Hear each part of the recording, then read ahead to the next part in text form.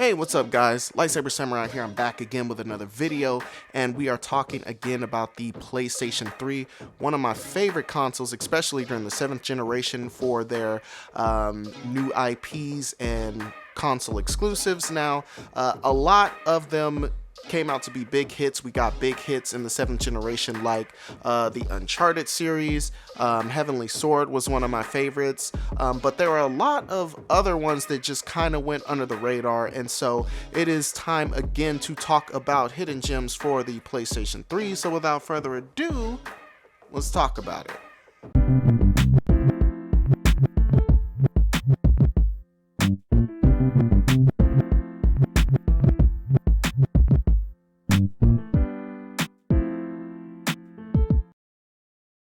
Okay, so this first game on the list is a shameless copy of what Nintendo was doing with their popular Super Smash Bros. Franchise. On the Wii, we got Super Smash Bros. Brawl, which isn't a lot of people's favorites, but I actually like the game. It put in a lot of characters like Solid Snake that I was a huge fan of, and so I kind of like that one. But PlayStation finally said, hey, you know what, we got a bunch of mascots too, we need to cash in on this genre of fighting games. And so in 2012, I believe, we got PlayStation All-Stars Battle Royale, and this game it plays a little bit different from the Smash Brothers. In this game, it's basically you can take infinite damage technically, but as your opponents and as you deal damage on your opponents, your meter will go up, and once your meter gets full, there's 3 separate bars, and 3 separate bars constitutes a different special move. You use your special move to automatically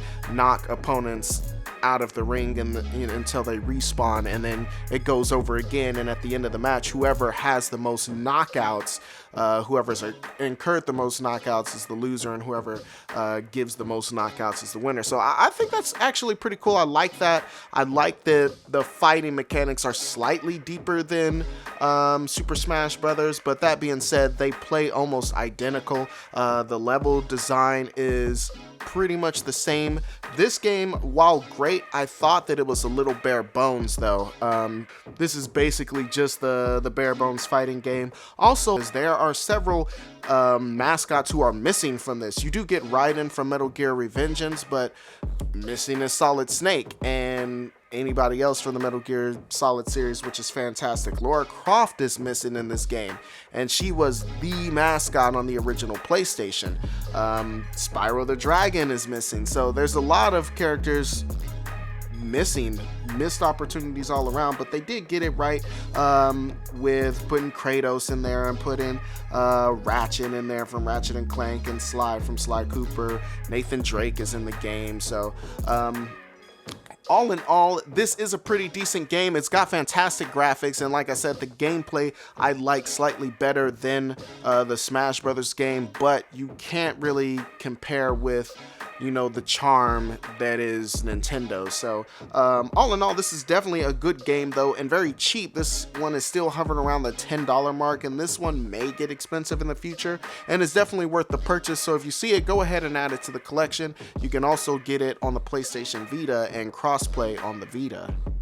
Okay, moving on with the next game on our list, and this is an action platformer by Namco Bandai.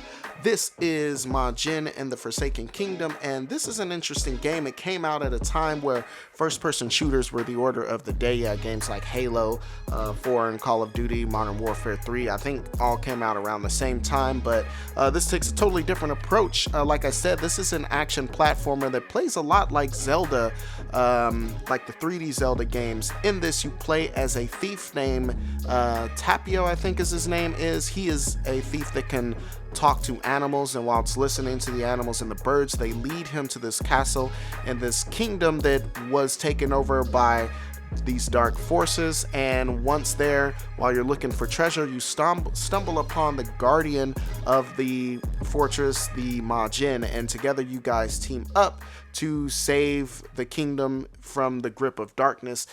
In this, like I said, I mentioned it plays like a Zelda game, and that is because in a lot of instances, you can't move on to certain areas of the game until you go back and either defeat bosses or find magical fruit that you can feed to the Majin to gain special abilities to cross those obstacles. Teamwork is the order of the day in this, and in a lot of ways it also kind of reminds me of Enslaved Odyssey to the West, kind of in its art style. I think it was made by the same team too, if I'm not mistaken, or at least both published by Bandai. But in the art style, like I said, there's a lot of lush greens and things that come in later in the game, and they actually have some pretty decent use of colors in that as well.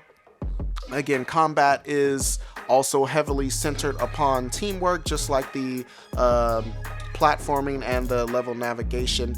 A lot of these enemies are immortal, and so it takes the Majin to help wear them down, and you can also wear them down as well. You'll get a weapon that's able to defeat the enemies, but once you knock them to the ground, you and the Majin can do this combined like counterattack on them to finish them off in one blow, and that's kind of what you need to do, especially to take out large groups of enemies. So if you see this one, sadly it just didn't gain a lot of traction despite coming out on the PS3 and the Xbox 360. So if you see it for either system, pick it up. Okay, moving on to the next title on our list, and oh my god, why did I not pick this game up? Why did everybody sleep on this game? I just picked it up recently. This is Starhawk, and this one here, this is a really cool mix of sci-fi, western, part open world, part Fortnite. Like, just let me explain on that. In this, you play as a bounty hunter whose job it is to stake claims on new territories and things like that. Starting out in this game, and again, I just picked this up the other day, so I just started playing it like a day ago, and so I'm still pretty early in this game, but you play as this guy. He is out in this kind of futuristic Wild West world, and the first job here, you are clearing out these scavs from overrunning this territory. It appears that the scavs were no more than a nuisance, but there is a force that is kind of bringing them together and kind of organizing them, so it's causing a lot of trouble, and they're starting to be more of a threat.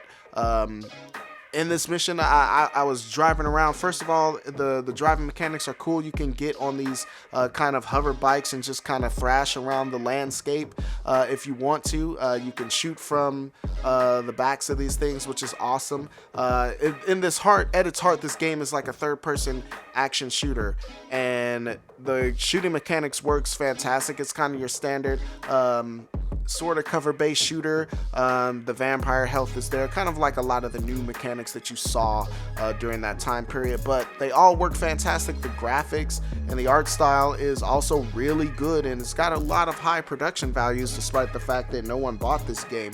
This appears to be a pseudo sequel, or a spiritual sequel at least, of Warhawk on the PlayStation, and Warhawk I think was a launch game.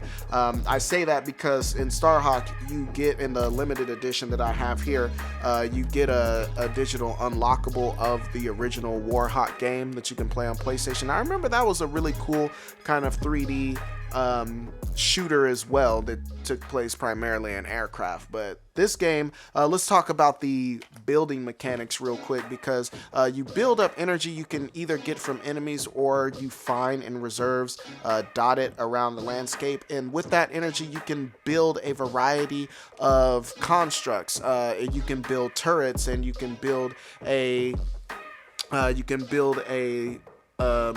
facility that'll drop extra ammo. You can build a facility that'll drop extra vehicles and extra weapons and things like that, and it's all very cool. Like, you'll see it literally drop in from space ODST style, and once it drops you'll see it build itself up. It's super cool. So I mean, enemies, if there are enemies approaching you and you're starting to get overwhelmed, you can literally have drop in almost instantaneously like a wall and start to build a wall around yourself and make fortifications, and that comes into play a lot during the multiplayer, which this has some really cool multiplayer. I don't think that it's on anymore, but I was watching clips on YouTube YouTube of people playing this game in multiplayer, and it seems like everybody is pretty much on equal footing and they can all, you know, summon a bunch of these different constructs, and it's really based on the strategy. I mean, do you have somebody build up your defenses while someone's setting up turrets, or do you drop ship in a bunch of vehicles so you guys all have vehicles and you can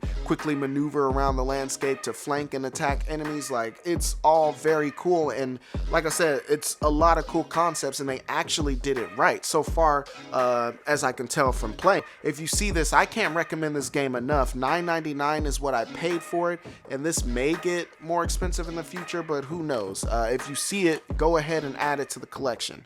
Okay, and moving on to the penultimate title on this list, I want to throw in a racing game because I am a fan of racing games, and this one is, in my opinion, the best racing game that came out in the 7th generation. Yes, we are talking about Blur, and this one was an Activision game. It blended a lot of elements, or blurred elements, of games like Need for Speed and Burnout with Mario Kart. In this, you play more realistic cars and kind of more like neon stylized types of tracks, but in that you can pick up weapons like a shield, you can pick up missiles, and you can pick up bombs that you can drop on the track and things like that. It's all very cool. There's a lot of really cool weapons in this, and like I said, you can make enemies crash, similar to Burnout with the takedowns, although not quite as prominent, but there's instances of that in this game. The graphics are fantastic. This is a beautiful game. Again, high production values and a lot of money went into this game, and sadly, I don't know if just no one bought it or whatever the case, but they never came out with a sequel, and I think the studio that developed this might have shut down afterwards, if I remember hearing that correctly. Activision was the publisher, but since this game came out, there's been no really any talk about making a sequel, which is a shame because this game is fantastic, but at least we got this one. So if you see Blur, this one's starting to get higher in price. Last time I checked, this was like around the $25 mark, but it's absolutely worth that. And like I said, this is one that'll definitely get more expensive in the future just because it was so great. So if you see Blur, pick it up, no questions asked. Okay, and the final game on our list is a real interesting title, published by Konami and developed by Rebellion. These are the guys, I can't remember what other games Rebellion, I'll put some on the screen, it's slipping my mind now, but this is a really wacky game called NeverDead, and in this you play as a undead immortal bounty hunter who gained immortality while trying to slay this demon lord. This demon lord also killed his wife at the time, and so he is basically just condemned to wander the world for eternity. And so he takes a job Devil May Cry style with this devil hunting and demon hunting agency, partners up with this young girl. I can't remember what her name is. She's just there kind of for eye candy and fan service. The game is called NeverDead, and you are very much immortal. When enemies attack you, depending on what kind of attack you take, they can take limbs right off of you. You lose arms and legs, and even at some points you really are just reduced to a rolling head. And then once you're a rolling head, you gotta find your body parts and roll into them, Katamari Damacy style, and build yourself back together. There are some elements of puzzle solving in this too, going through the levels where you have to maybe like take off your head and like roll it under maybe under a door that you can't open or something like that in order to access like a switch and things like that. So it's pretty fun. The graphics I also thought were pretty good in this game for the time. It plays great. Also, it runs smooth, no frame rate issues that I found on the PlayStation 3 version of this game. If you see this one is dirt cheap. It's like $5 last time I looked. $5 to $10 game, and it's definitely worth it. I think this game will definitely shoot up in price in the future just because it's so novel and no one really bought it, but it's actually a pretty decent game. So if you see NeverDead, definitely pick it up. Alright guys, I do believe that's all I got for you, but let's talk about it in the comment section below. Questions, comments, concerns, threats. What are some other hidden gems that I can talk about on the PS3? Again, one of my favorite systems. I've got a huge collection at this point, so we will definitely be diving in the future. If you like this content, go ahead, hit that like button and subscribe if you haven't done so already. You'll be glad you did. I do believe that's all I got for you. Lightsaber Samurai out. Peace.